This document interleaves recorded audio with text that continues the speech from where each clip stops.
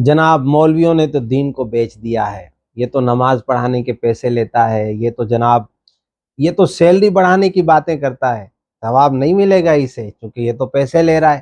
اس طرح کی بہت سی باتیں ہمیں سننے کو ملتی ہیں۔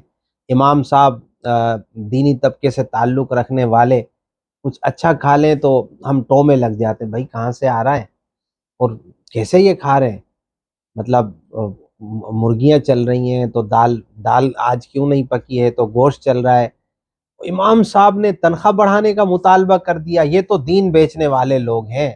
جناب اس طرح کی باتیں جو ہے وہ ہم سنتے ہی رہتے ہیں۔ میں آپ سے پوچھتا ہوں، مجھے یہ بتائیے، حج جس طرح نماز پڑھنا یا پڑھانا ایک عبادت اور انتہائی اہم ترین عبادت ہے، اسی طرح حج بھی تو اسلام کا ایک رکن ہے۔ جناب حج پہ جاتے ہیں، خرچہ کرتے ہیں، وہاں بولا جہاز کی کمپنی کو کہ جناب میں تو عبادت کرنے جا رہا ہوں، مجھے فری لے جایا جائے، چلیں۔ احرام احرام تو صرف اس وقت پہنتے ہیں نا کہ جب طواف کیا جاتا ہے، چلیں جہاز میں تو یہ کہ یار سفر کر رہے ہیں، یوں بھی آپ کہہ سکتے ہیں۔ احرام تو صرف اور صرف اس وقت پہنا جاتا ہے نا کہ جناب جب آپ طواف کر رہے ہوں، خالصتاً آپ مسجد میں موجود ہوں، تو کیا احرام والے کو کہا کہ نہیں نہیں جناب احرام کے پیسے نہیں لو، کیونکہ احرام تو میں عبادت کے لیے لے رہا ہوں؟ کبھی سوچا یہ نہیں نا؟ چلے جی، نکاح یہ بھی تو سنت ہے اور سنت پر عمل کرنا تو ثواب ہوتا ہے۔ وہاں کبھی شادی حال والے کو کہا کہ نہیں نہیں میں تو سنت پر عمل کرنے جا رہا ہوں، پیسے کیسے؟ یا جناب جو کھانا بنانے والا ہے اس کو کہا بھائی سنت کا کھانا بن رہا ہے، پیسے کیسے؟ وہ آپ کی طبیعت روشن کر دے گا کہ جناب پیسے کیسے اور کون سے ہوتے ہیں۔ اور مسجد بنانا ثواب ہے نا جی، حدیث مبارکہ میں فضائل ہیں، جس نے مسجد بنائی اللہ تبارک و تعالی جنت میں اس کے لیے ایک گھر بنائے گا۔ کبھی مستری کو کہا کہ بھائی مفت کام کر لو نا بھائی، یا جناب والا قالین بچھاتے ہیں، رنگ روغن کرتے ہیں، یا اور جتنے کام ہوتے ہیں، بہت سے کام ہم کرواتے ہیں مسجد سے، سب کو کہا کہ دیکھیں اللہ کا گھر ہے، کوئی پیسے نہیں لے گا، پتہ چل جائے گا کہ کیا ہونا ہے۔ صرف ایک جب امام صاحب کی بات آئے تو ہمیں دین یاد آ جاتا ہے۔ میرے بھائیوں، جس طرح کسی ملک کی فوج اس کی جغرافیائی سرحدوں کی حفاظت کرتی ہے، اسی طرح یہ علماء، یہ ائمہ، یہ دینی طبقے سے تعلق رکھنے والے لوگ ہمارے نظریات کی حفاظت کرتے ہیں۔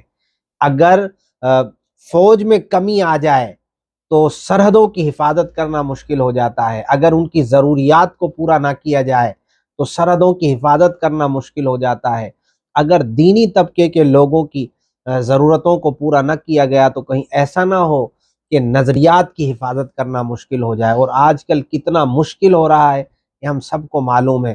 یہ کبھی آپ نے سنا، یار آپ نے سنا ہوگا کہ جناب ٹیچروں نے آج ہڑتال کر دی اپنی سیلریاں بڑھانے کے لیے، سرکاری ملازمین نے ہڑتال، فلاں گریڈ کے لوگوں نے جو ہے وہ احتجاج کر دیا اپنی سیلریاں بڑھانے کے لیے۔ یار تاریخ میں کبھی سنا کہ اماموں نے ہڑتال کر دی ہو اپنی سیلری بڑھانے کے لیے؟ امام نے کہا ہو آج میں نماز نہیں پڑھاؤں گا جب تک کہ میری سیلری نہ بڑھے؟ یہ ضرور سنا ہوگا، میں آپریٹ نہیں کروں گا جب تک میری سیلری نہ بڑھے۔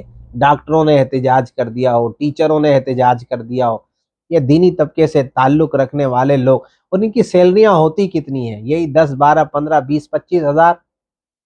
کتنا جناب شوق ہوا 10 12 15 20 25 ہزار سن کر؟ ہیں یہ تو میرے پیٹرول کا خرچہ ہے۔ جی ہاں، امام کی ایک سیلری اتنی ہوتی ہے۔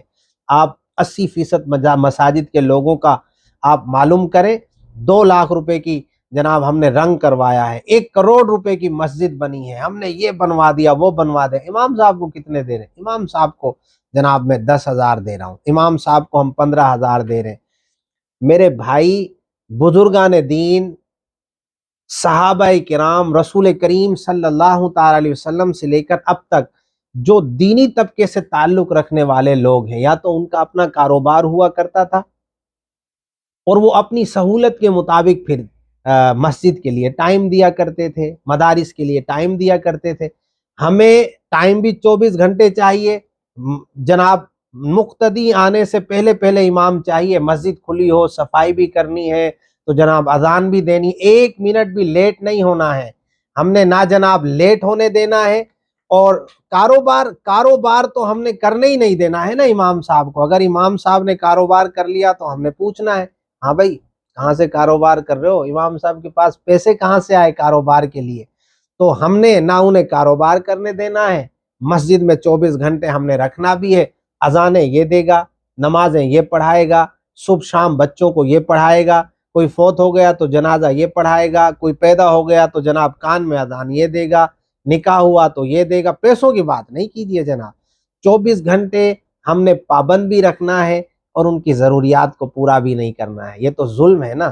لہذا اپنے علاقے میں موجود ائمہ کی خدمت کیجیے اور ان کی دعائیں لیجیے، ان کی دعاؤں سے انشاءاللہ بہت سی چیزیں دور ہوں گی۔ مطلب بات یہ ہوئی کہ جب کوئی کہے نا یار اپنے بچوں کو دین سکھاؤ، تو پھر ہم یہ کہتے ہیں کہ نہیں نہیں یار میں جناب اپنے بچے کو دین نہیں سکھاؤں گا، یہ کھائے گا کیسے؟ اور جب کوئی دین سے تعلق رکھنے والا ہمارے سامنے آ جائے تو ہم کہتے ہیں یار بڑا کھاتا ہے۔ تو یہ تو نہیں کیجیے یار، اللہ جزائے خیر دے۔